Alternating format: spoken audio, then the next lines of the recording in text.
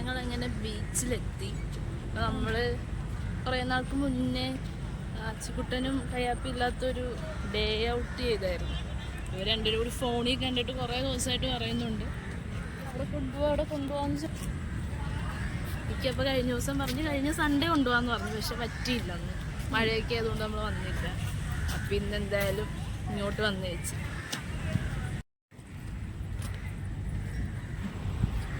നല്ല മഴയായിരുന്നു 2 ദിവസമായിട്ട്.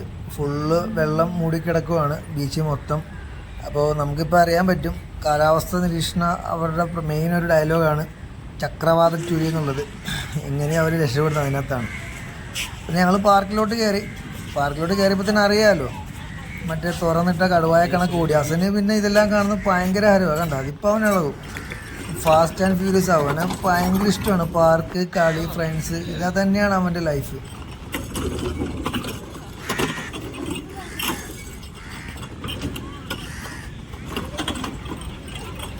പിള്ളേരേക്കാൾ കഷ്ടപ്പെടാൻ മേളിൽ തലതുറ്റിയിൽ തുണിയിട്ടിരിക്കുന്ന ഒരു സാധനം. ശരീരം മാത്രമേ ഉള്ളൂ, പ്രായം 26 ആയിട്ടുണ്ട്. പക്ഷെ ഒരു ഗുണവും ഇല്ലാണ്ട ബുദ്ധിമാന്ദ്യം വന്ന പിള്ളേരെ കണക്ക് എന്ത് കളിപ്പാട്ട കണക്കിലും ചാടിക്കയറും അതിനകത്തെല്ലാം. പിന്നെ നമ്മളോട് കറക്ക്, ഇരിക്ക്, തുള്ളിക്ക് എന്ന് ഈ ഡയലോഗ് മാത്രമേ കേൾക്കാൻ പറ്റത്തുള്ളൂ.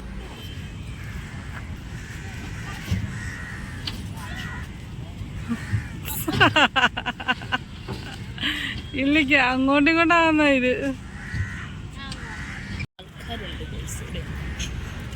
ഓടുന്ന ഓട്ടം കണ്ട അതിൻ്റെ പകുതി, അതായത് നമ്മുടെ ക്ലോക്കിൽ ആ ചെറിയ സൂചിയുടെ അത്രേ ഉള്ളൂ. ഇപ്പം അത് തിരിച്ച് മറിക്കുന്ന കൊണ്ടാ പോണേട്ടാ, കറക്കാൻ പോലും പകുതിയില്ല ആള്.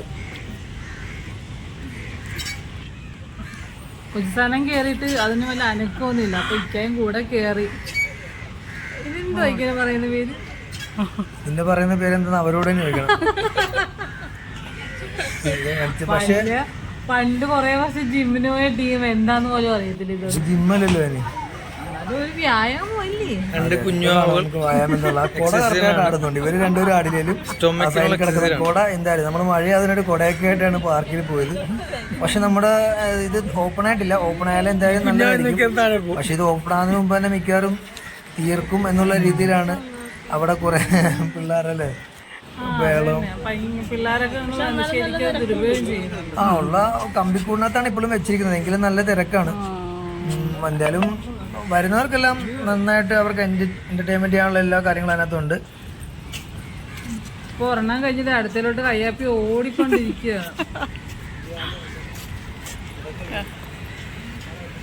അടുത്ത ആള് എന്തൊക്കെയൊക്കെ പൊക്കാൻ വേണ്ടിട്ട് ഓടുന്നുണ്ട്. ചാരസ്ഥിരം ആടുന്നതൊക്കെ ഇരുന്നുണ്ട്, ആടിക്കൊണ്ടിരിക്കുക. ഇപ്പൊ അത് ഒടിച്ചെടുക്കുന്ന രീതിയിലാണ് എന്റെ മോൻ. അതന്നെ അച്ഛനൊക്കെ അവന് ഭയങ്കര ഇത്. അച്ഛൻ എന്റെ സൈക്കിളിലൂടെ വെച്ച് അലക്കിയ സ്പീഡിൽ ചവിട്ടുന്ന. കോലുമിട്ടയുടെ അത്രയുള്ള ആള് കയറിയിട്ടുണ്ട് എന്താണെങ്കിലും.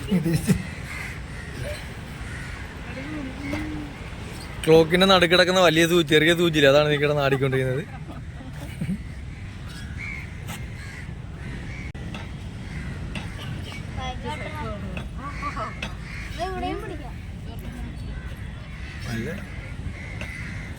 അന്യയുടെ വാപ്പിയുടെ പഴയ സൈക്കിൾ ഉണ്ടായിരുന്നു, അത് ചവിട്ടിക്കൊണ്ടിരിക്കുകയാണ്.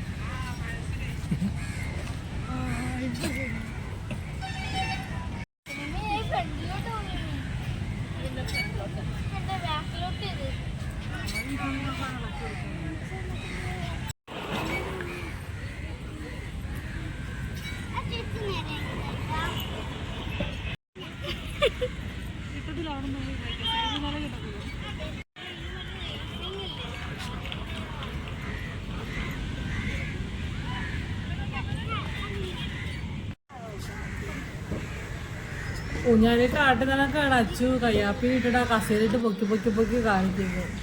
അതിപ്പോ കയ്യാപ്പി നിർത്തി അച്ചു കയറിയില്ല. കുറെ മരങ്ങളൊക്കെ ഉണ്ടായിരുന്നു. അപ്പോൾ ഇതൊക്കെ നമുക്ക് കാണാൻ പറ്റും വീഡിയോയിൽ. കുറേയൊക്കെ ഇപ്പോൾ തന്നെ ആ കാറ്റത്തൊക്കെ വീണിട്ടുണ്ട്, കാറ്റാടി മരങ്ങൾ. അപ്പോൾ അത് സംരക്ഷിക്കാനുള്ള ഒരു സെറ്റപ്പ് ഇപ്പോഴും റെഡി ആയിട്ടില്ല. ആ ഒരു ചുറ്റുവട്ടം മൊത്തം അലങ്കോലമായിട്ട് കിടക്കാൻ തുടങ്ങി ഇപ്പോൾ തന്നെ.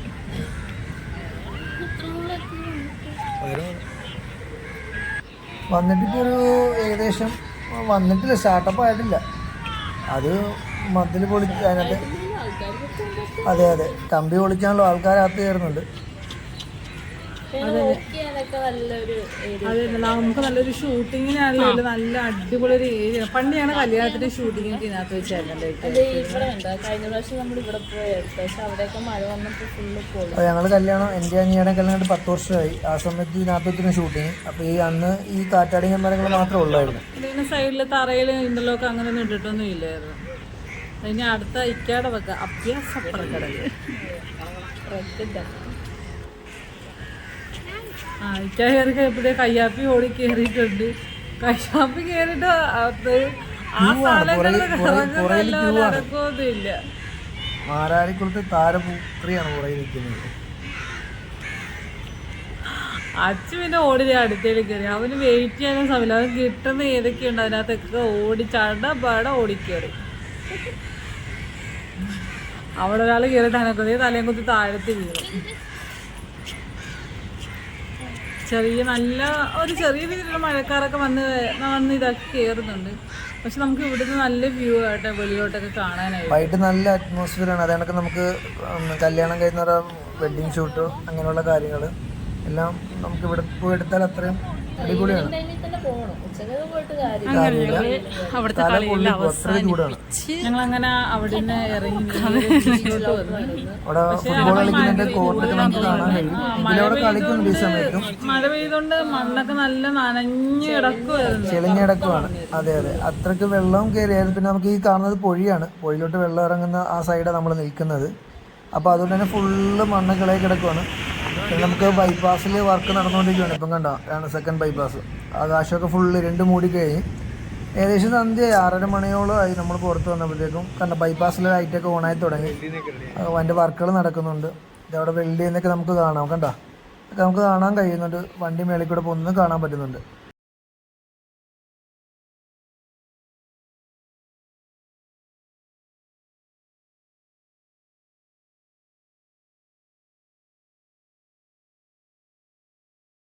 ഇത്രയും സമയമായിട്ടും ഇത്രയും മഴക്കാർ കയറിയിട്ടും നമ്മുടെ ആലപ്പുഴ ബീച്ചിൽ കളിനില തകൃതിയായിട്ട് നടന്നുകൊണ്ടിരിക്കുക. അതിൻ്റെ കൂടെ കുട്ടിപ്പെട്ടാളങ്ങൾ കളിച്ചുകൊണ്ടിരിക്കുക. ഞണ്ടിൻ്റെ കുഴിയാണ് അച്ചു കുഴിച്ചതുകൊണ്ടെന്ന് മിക്കവാറും ഇപ്പം അച്ഛനെ ഞണ്ട് അടിക്കുമെന്നാണ് തോന്നുന്നത്. ഞണ്ടിൻ്റെ കുഴി ഇത് തോണ്ടിക്കൊണ്ടിരിക്കുന്നത്. താൻ എന്തെടുക്കുവാടോ? കുഴി കുഴിച്ചിട്ട് എന്തെടുക്കാൻ പോവാ?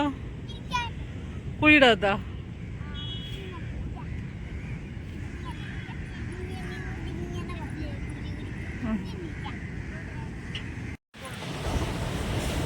അന്നേരം ഞങ്ങൾ ഇന്നത്തെ പർച്ചേസ് എല്ലാം കഴിഞ്ഞ് ബീച്ചിലെ കൊണ്ട് ഇവരെല്ലാം കളിപ്പിച്ച് ഏകദേശം 6 മണി അവരുടെ സങ്കടമൊക്കെ മാറി. ഞങ്ങൾ ഇവരെ കൊണ്ടുവന്നത് ഭയങ്കര സങ്കടമായിരുന്നു. അപ്പം അതെല്ലാം മാറി. കളിച്ച് കഴിഞ്ഞപ്പോൾ സങ്കടമൊക്കെ മാറി. അന്ന് ഞങ്ങൾ കയറിയിട്ട് ഒന്നിലേക്ക് കയറിയില്ലായിരുന്നു പ്രത്യേകിച്ചൊന്നും.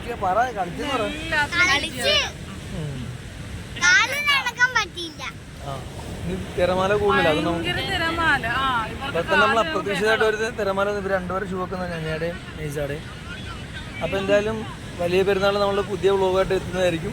അതുവരെ ഇപ്പം നമ്മളെന്തായാലും വീഡിയോ വൈൻഡപ്പ് ചെയ്യുവാണ്. ചാർജ് ചെയ്താറേ, അതുകൊണ്ട് അതിന് വെറും 3 പെർസെൻറ്റേജ് കൂടെ മാത്രമേ ഉള്ളൂ. അപ്പം വരുന്നവരെ നമ്മുടെ ഫാമിലിയുള്ള എല്ലാവർക്കും